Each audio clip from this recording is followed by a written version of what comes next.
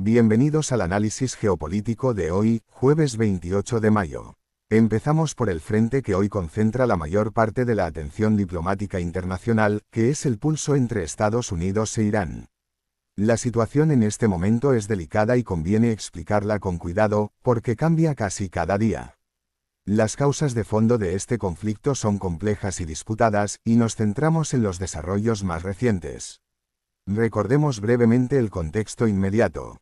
En febrero de este año, Estados Unidos e Israel lanzaron una ofensiva conjunta de gran escala contra objetivos militares y de defensa aérea iraníes. Irán respondió atacando bases estadounidenses en Oriente Medio y posiciones en los países del Golfo. Desde entonces, el conflicto ha pasado por fases de combate abierto, un bloqueo naval estadounidense en torno a Irán que sigue activo, y un alto el fuego intermitente que se ha ido extendiendo a base de prórrogas. Hoy, jueves, la situación es la siguiente. Según despachos de la agencia Reuters confirmados por la televisión iraní, el borrador de acuerdo que se está discutiendo entre Washington y Teherán contempla reabrir el estrecho de Hormuz y poner fin al bloqueo naval estadounidense en un plazo de unos 30 días una vez que se firme el documento.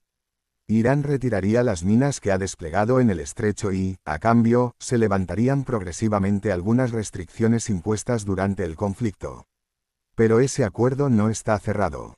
El presidente estadounidense Donald Trump declaró ayer en una reunión de gabinete que no está satisfecho con los términos actuales y que Estados Unidos sigue dispuesto a lanzar nuevos ataques si Teherán no acepta lo que Washington considera el resultado correcto. De hecho, esta misma semana, el martes, el ejército estadounidense confirmó nuevos ataques contra sitios de lanzamiento de misiles y embarcaciones iraníes en el sur del país, lo que muchos analistas interpretan como una forma de presión negociadora más que como un retorno a la guerra abierta. Lo significativo aquí es la doble dinámica.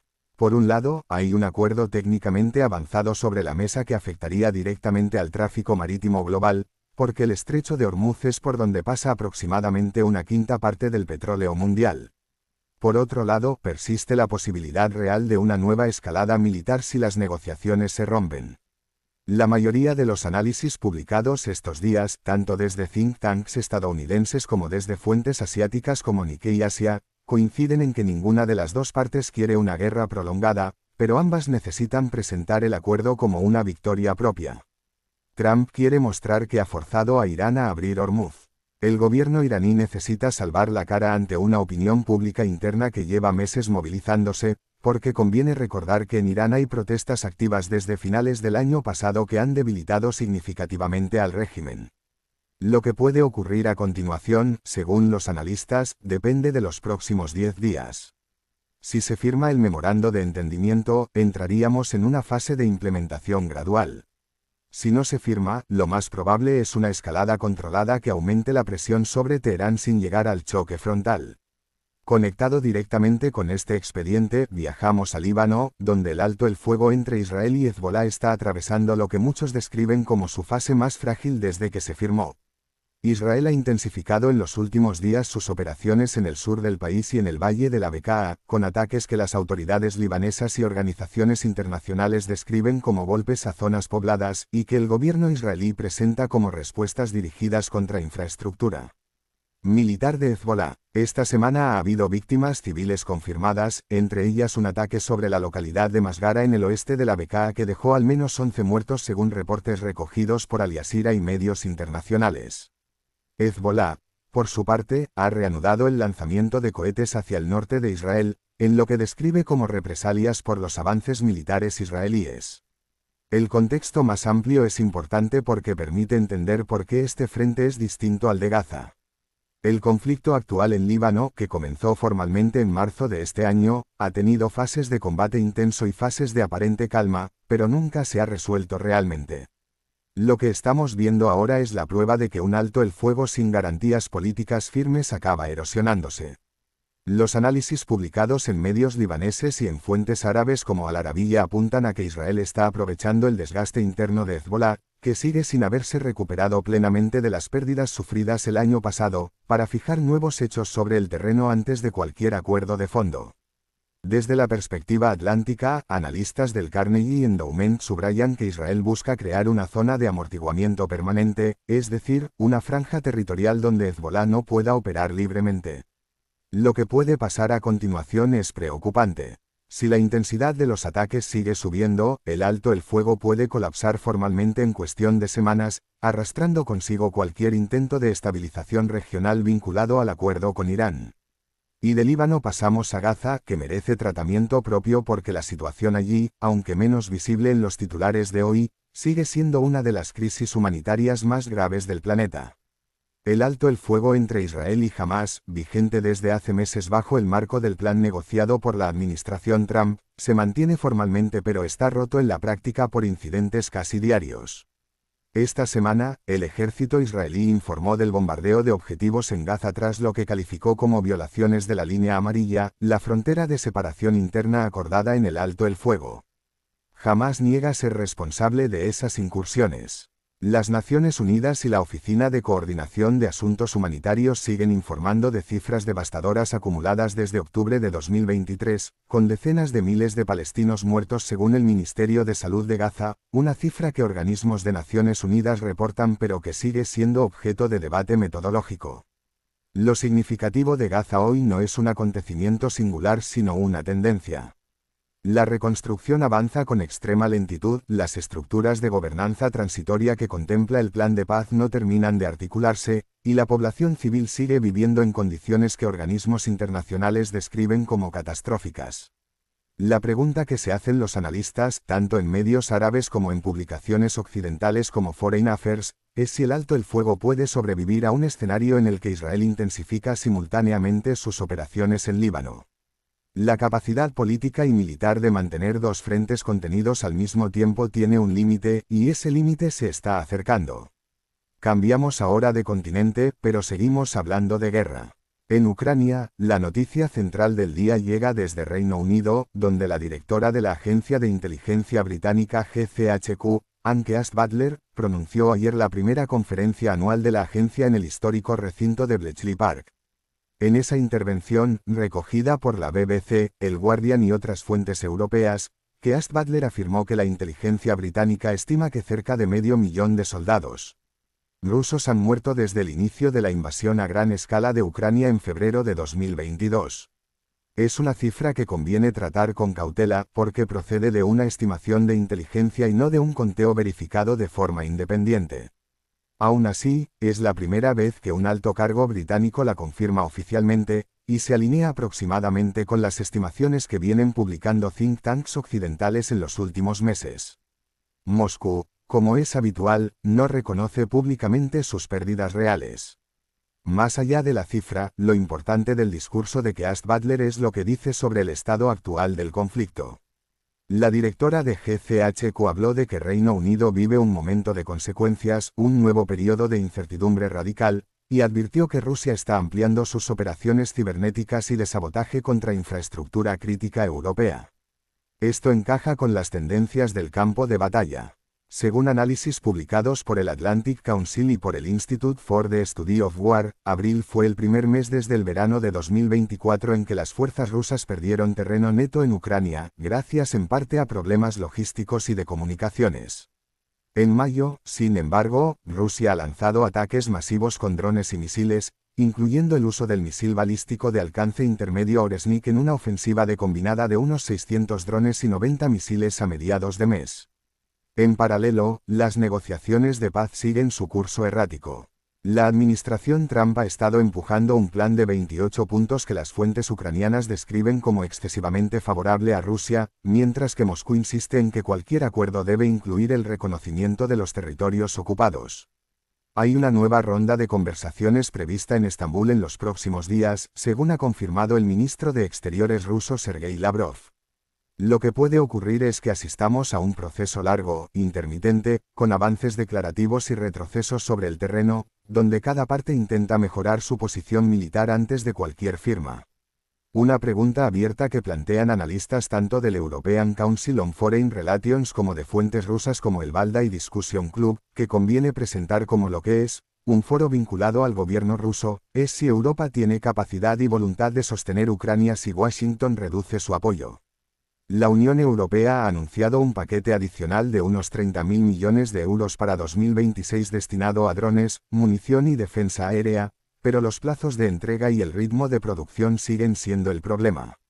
Nos quedamos un momento en el continente americano para hablar de algo que sigue marcando el panorama latinoamericano y que no podemos pasar por alto, aunque lleve meses en curso. La intervención estadounidense en Venezuela, iniciada a comienzos de este año con la operación militar que culminó en la captura del entonces presidente Nicolás Maduro, ha entrado en una fase nueva. Trump ha afirmado en declaraciones recientes que Estados Unidos administrará Venezuela hasta que se complete lo que llama una transición segura y judicial, mencionando explícitamente la posibilidad de explotar las reservas petroleras del país. Esa intervención, descrita por Washington como una operación contra el narcotráfico, es vista por amplios sectores en América Latina como una violación de la soberanía nacional sin precedentes recientes en la región. Países como Colombia, Brasil, México y Cuba la han condenado abiertamente. Otros gobiernos, especialmente en Centroamérica, han mantenido un perfil bajo. Lo significativo, más de 5 meses después, es que no existe una hoja de ruta clara hacia elecciones libres ni hacia una transición política en sentido estricto. Análisis publicados estos días por el Council on Foreign Relations y por la Oficina Latinoamericana de WOLA coinciden en que la situación se parece más a una administración de facto que a una transición democrática. Crisis Group ha advertido del riesgo de que la operación se deslice hacia un cambio de régimen sin un proyecto político local viable, dejando un vacío que podrían llenar grupos armados, redes criminales o actores extranjeros. La pregunta de fondo que conecta con un debate más amplio en América Latina es si este precedente cambia las reglas del juego regional, especialmente en países donde Washington tiene intereses estratégicos y donde el discurso antinarcóticos puede servir de justificación para futuras acciones. Conectada con este escenario y con un patrón parecido de crisis interna, está Bolivia, que vive su propio momento de tensión política aguda. El presidente Rodrigo Paz, en el cargo desde hace pocos meses, anunció esta semana la reducción a la mitad de su salario y el de sus ministros como gesto frente a una ola de protestas que ya entra en su cuarta semana. Las manifestaciones, originadas por la falta de combustible, la escasez de divisas y una propuesta de reforma agraria que generó rechazo entre pequeños agricultores, han bloqueado el acceso a la paz y han llevado al Congreso a aprobar la posibilidad de desplegar tropas en las calles. Paz advirtió que los manifestantes que no acepten negociar serán sancionados. Más allá del detalle del día, lo importante es que Bolivia se suma a un patrón regional en el que el descontento económico se convierte rápidamente en crisis política, y donde el debate sobre cuánta fuerza puede usar el Estado para contener la protesta tensiona los marcos democráticos. Saltamos a Asia para hablar del otro gran tablero, el Indo-Pacífico, donde esta semana se ha producido un movimiento diplomático significativo. El lunes, los ministros de Exteriores del llamado Quad, es decir, el grupo formado por Estados Unidos, Japón, India y Australia, se reunieron en Nueva Delhi. Anunciaron un nuevo marco conjunto sobre minerales críticos, ampliaron sus iniciativas de vigilancia marítima en el Indo-Pacífico y formalizaron lo que llaman la Asociación Marítima para la región del Océano Índico. Pekín reaccionó con cautela diplomática, recordando que la cooperación entre estados no debería ir dirigida contra terceros países, una fórmula clásica del Ministerio de Exteriores chino. El medio Global Times, vinculado al Partido Comunista Chino, presentó la cumbre como un intento desesperado de contener el ascenso económico chino, mientras que análisis publicados por el Observer Research Foundation indio la describen como una consolidación del eje de seguridad regional frente a la creciente asertividad china. Lo significativo no es la reunión en sí, sino el momento en que llega. Pekín ha intensificado en mayo sus maniobras militares cerca de Taiwán, con nuevas incursiones de aeronaves y buques en el estrecho. Y Trump, en una declaración que generó tensión en Taipei, ha sugerido que las ventas de armas a Taiwán podrían usarse como ficha de negociación con China en futuras conversaciones comerciales, una idea que en Taiwán se interpreta como una posible erosión de la ambigüedad estratégica, esa política deliberadamente vaga con la que Washington ha gestionado durante décadas su relación con Taipei sin comprometer formalmente su defensa militar. Las tensiones en el mar de China Meridional siguen activas, con un nuevo incidente este mes entre buques chinos y filipinos por el control de arrecifes disputados.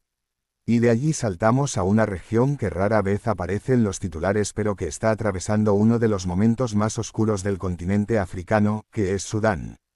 La guerra entre las Fuerzas Armadas.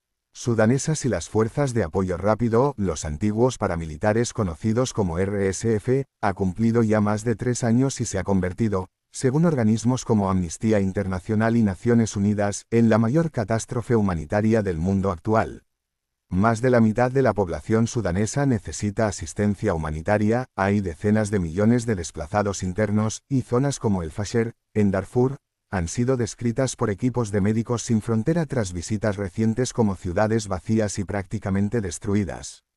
Naciones Unidas ha documentado durante mayo nuevos ataques con drones contra mercados y campos de desplazados, incluyendo incidentes en Kordofán que han dejado decenas de civiles muertos. Lo significativo aquí es la combinación de 3 factores. Primero, la internacionalización del conflicto, con potencias regionales suministrando armamento a uno u otro bando, algo que el ministro de Exteriores sudanés ha denunciado en declaraciones a Al Jazeera.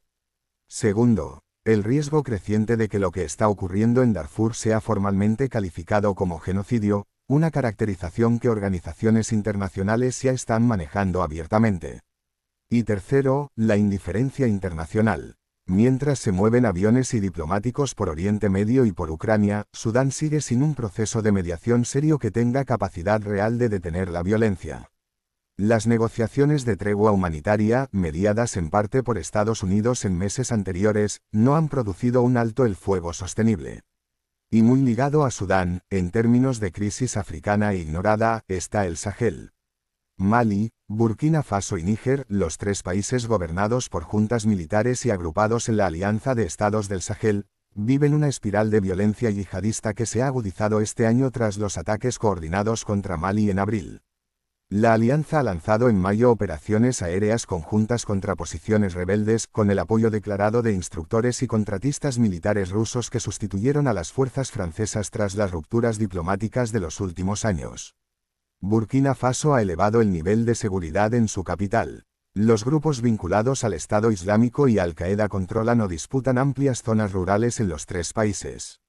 Lo que estamos viendo es la consolidación de una geografía del conflicto en la que el Sahel funciona como un sistema único de inseguridad, con frontera prácticamente irrelevantes para los actores armados. Antes de cerrar, hay 3 expedientes más que conviene mencionar porque siguen activos y porque el oyente debe saber que continúan, aunque hoy no hayan generado un titular específico. En el este de la República Democrática del Congo, el grupo armado M23, respaldado por Ruanda según múltiples informes documentados por Human Rights Watch y otras fuentes independientes, sigue ocupando territorios y ha empezado incluso a imponer tasas a las organizaciones humanitarias que operan en la zona, lo cual representa un nivel adicional de consolidación territorial.